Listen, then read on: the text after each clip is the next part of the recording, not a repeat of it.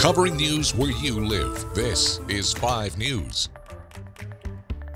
Well, thank you for joining us here today for the latest news where you live. I'm Jo Ellison. The Washington County Fair kicked off on Tuesday with some triple-digit temperatures with excessive heat warnings in place. For the rest of the week, the sheriff's office emphasizes how important it is to stay safe. Water will be available at the sheriff's station as well as places for shade to keep cool.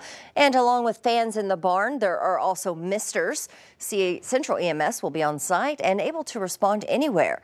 Devin Holcomb is a paramedic at Central EMS. He says people can make the mistake of only drinking water.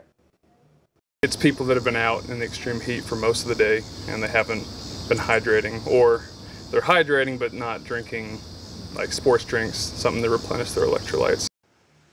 Well, for a full schedule of events and more information on the fair, just visit our website at 5newsonline.com. And in other news, Arkansas Governor Asa Hutchinson will be among the presidential candidates taking the stage tonight in the first Republican debate. He'll be joined by Florida Governor Ron DeSantis, former Vice President Mike Pence, just to name a few. You see the other candidates right here on your screen. And the debate will start at 8 o'clock local time. But of course, tune in to 5 News at 10 tonight to get a recap of what happened at the debate.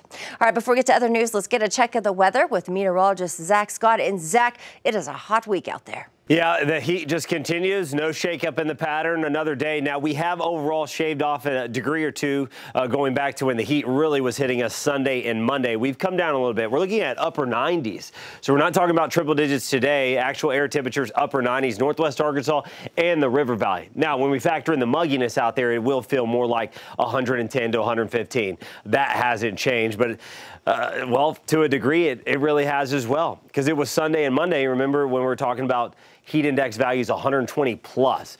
So we've brought that down some, but this heat can still overwhelm you very quickly.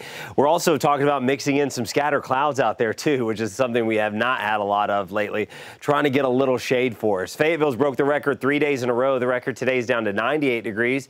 You got a good shot to break that, or I mean, at least tie it. I do expect you to tie it. But yeah, a good shot that you could even go above that for the 4th straight day. And then Fort Smith, the record going back to 1910. Looks like it should stay intact and survive another year. We are going to be tracking a front moving in slowly this weekend from north to south. Cooler air settles in on the backside. Joe, by Monday, we should be seeing highs in the 80s to low 90s across 5 country. And we're also going to have a chance of some scattered showers in the region. We'll be tracking those all weekend long. All right, great. Looking forward to that, Zach. And for the second time in the past week, a student at a school in Fort Smith has been arrested with a weapon. This time, the student is accused of threatening 2 school employees with a knife. 5 News reporter Morgan Wrigley has been following the story and has the latest from Ramsey Middle School. Police say they got a call Tuesday morning that a student was being disruptive.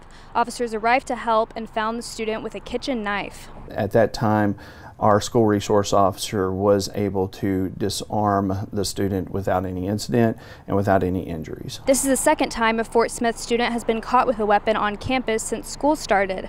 A Northside High School student brought a gun to school last week.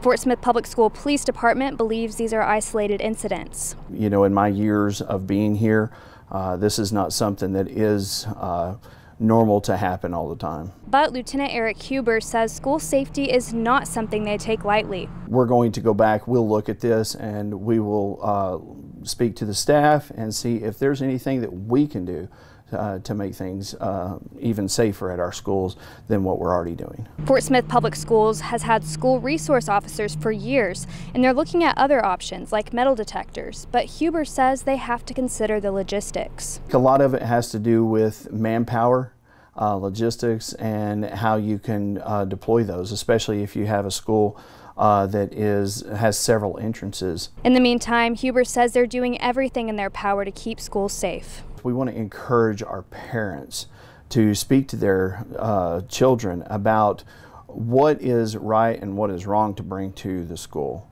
and what items are prohibited to bring to the school, and to be involved and know what their students are bringing to the school as well. Well, the district says it has a zero-tolerance policy for weapons at school. The consequence is suspension or expulsion. Those are some of your top headlines on this Wednesday. I'm Jo Ellison. Make sure to catch up with us again tomorrow for more news.